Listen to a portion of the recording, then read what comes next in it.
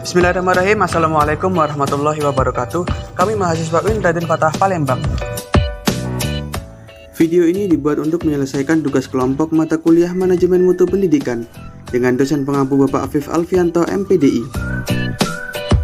Kami dari kelompok 3 terdiri dari 5 anggota yang masing-masing bekerja sama untuk memenuhi tugas ini.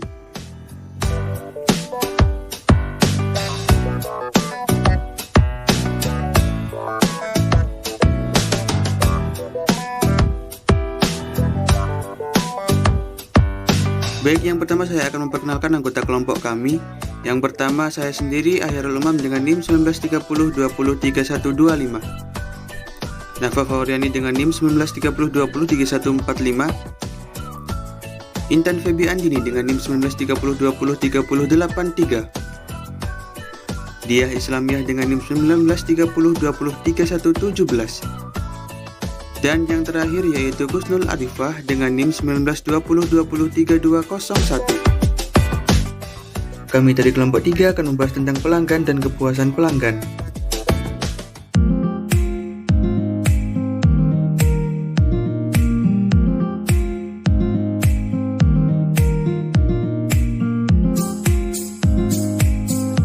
Nama saya Nafa Fauriani dengan NIM 1930203145. Di sini saya akan membahas dengan subjudul pelanggan dan kepuasan pelanggan. Terdiri dari 4 kategori atau 4 karakteristik, namun untuk itu saya di bagian poin A dengan membahas pengertian pelanggan dan pengertian kepuasan pelanggan.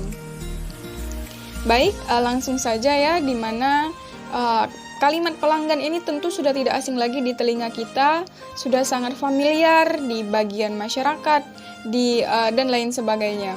Di mana pelanggan ini merupakan orang yang berinteraksi dengan perusahaan setelah proses penghasilan produk.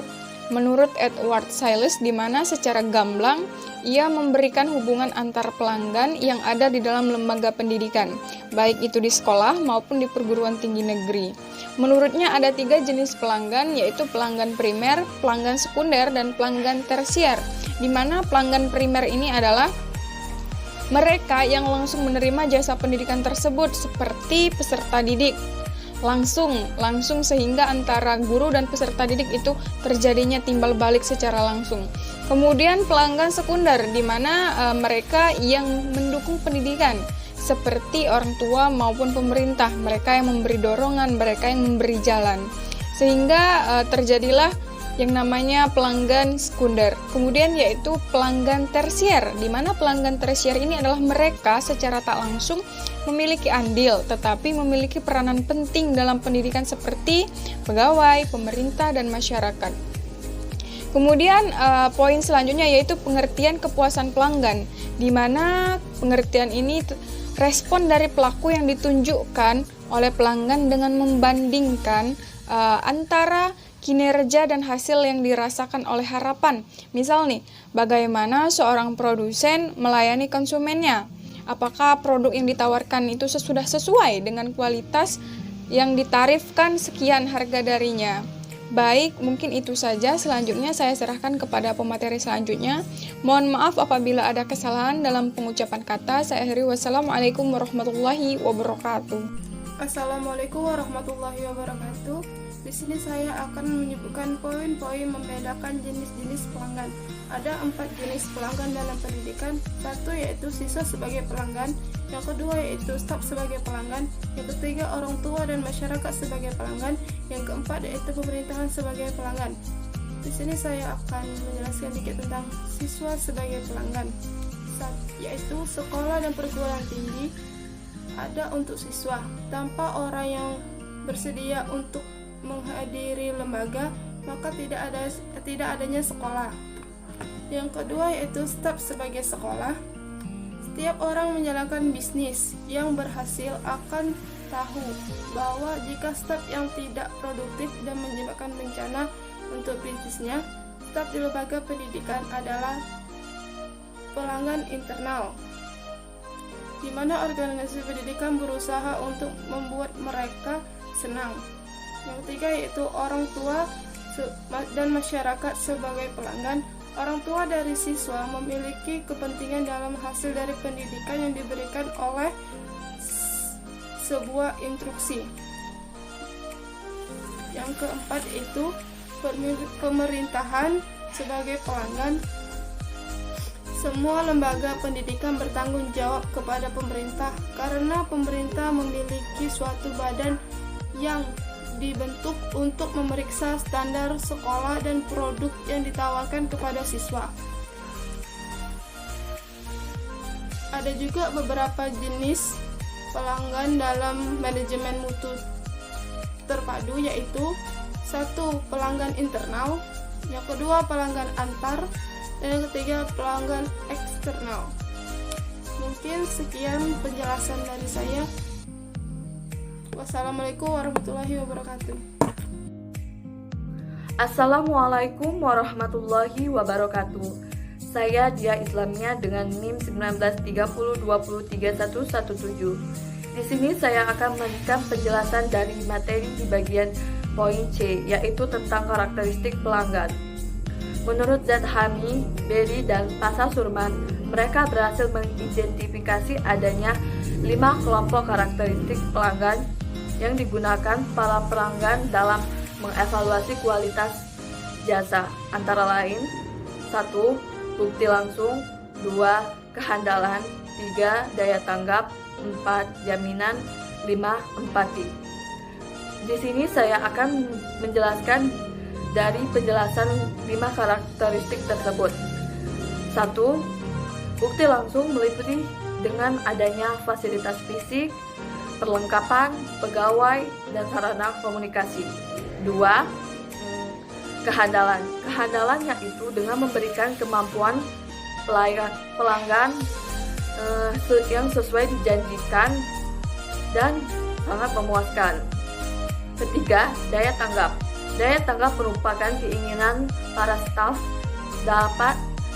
sehingga dapat membantu dan memberikan pelayanan secara tanggap. 4. Jaminan.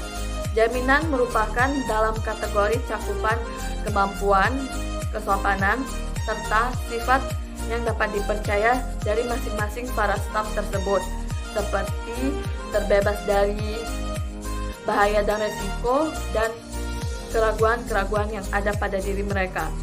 5.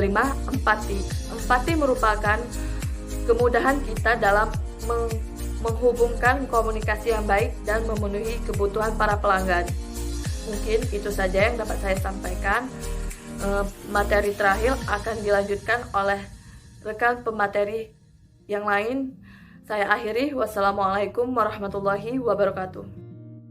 Assalamualaikum warahmatullahi wabarakatuh. Kepuasan pelanggan. Menurut Susan dan David, kepuasan pelanggan digambarkan sebagai suatu proses yang dinamis, dapat berubah karena berkaitan dengan dimensi sosial yang kuat. Kepuasan pelanggan terhadap lembaga pendidikan dapat dilihat dari peran serta aktifnya dalam menyumbangkan pikiran maupun dana tanpa adanya paksaan dari pengelola lembaga pendidikan. Sedangkan tidak terpenuhinya harapan pelanggan dapat disebabkan oleh beberapa sebab tertentu.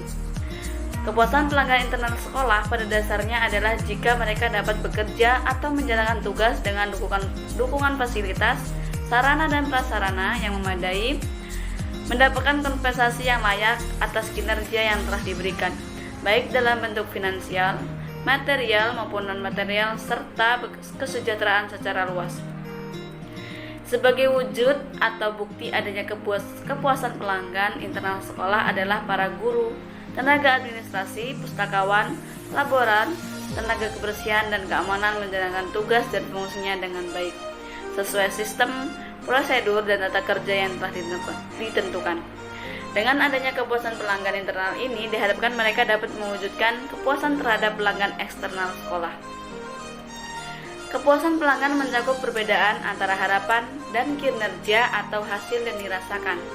Pelanggan adalah orang yang menerima hasil pekerjaan atau produk seseorang, dalam hal ini adalah output lembaga pendidikan. Maka pelangganlah yang menentukan kualitas suatu produk atau output. Beberapa unsur penting dalam kualitas yang ditetapkan pelanggan, yaitu pelanggan harus merupakan prioritas dalam lembaga. Pelanggan yang dapat diandalkan merupakan pelanggan yang paling penting, yaitu pelanggan yang berkontribusi dalam lembaga. Kepuasan pelanggan dijamin dengan menghasilkan produk berkualitas tinggi dengan perbaikan terus-menerus. Pengaruh terhadap kepuasan pelanggan. Yang pertama, makin dekat harapan jasa dan diharapkan pelanggan dengan jasa minimum yang dapat diterima oleh pelanggan, makin besar pula kemungkinan tercapainya kepuasan. Pelanggan yang puas bisa berada di mana saja dengan spektrum ini, yang menentukan adalah posisi hasil yang diharapkan. Dan untuk menerapkan prinsip fokus pelanggan ini, maka dilakukan hal-hal berikut. 1. Memahami semua kebutuhan dan persyaratan pelanggan, baik internal maupun eksternal, saat ini maupun yang akan datang. Yang kedua, mengukur kepuasan pelanggan dan melakukan perbaikan berdasarkan hasil pengukuran tersebut. Yang ketiga, menciptakan komunikasi dengan kebutuhan dan harapan pelanggan kepada seluruh karyawan dalam perusahaan atau lembaga. Yang keempat, memastikan tujuan perusahaan terkait langsung dengan kebutuhan dan harapan pelanggan. Untuk itu, apabila konsep tersebut diterapkan di lembaga pendidikan, maka peran komite sekolah atau madrasah sebagai perwakilan masyarakat, pelanggan eksternal di sekolah harus maksimal. Seringkali hal tersebut tidak nampak di tataran praktis. Anggota komite sekolah atau madrasah telah disetting agar dipilih dari orang-orang yang penurut kepada pemegang kebijakan di lembaga tersebut. Atau sebaliknya, hubungan antara komite sekolah atau madrasah dengan pemegang kebijakan di lembaga tersebut menjadi tidak sehat karena anggota komite sekolah atau madrasah terdiri dari para pelanggan yang tidak mempunyai loyalitas terhadap lembaga, sehingga kontribusi positif yang diharapkan tidak terjadi. Hal ini juga bisa dipicu karena ketidakpuasan pelanggan terhadap lembaga atau penyedia jasa. Terima kasih.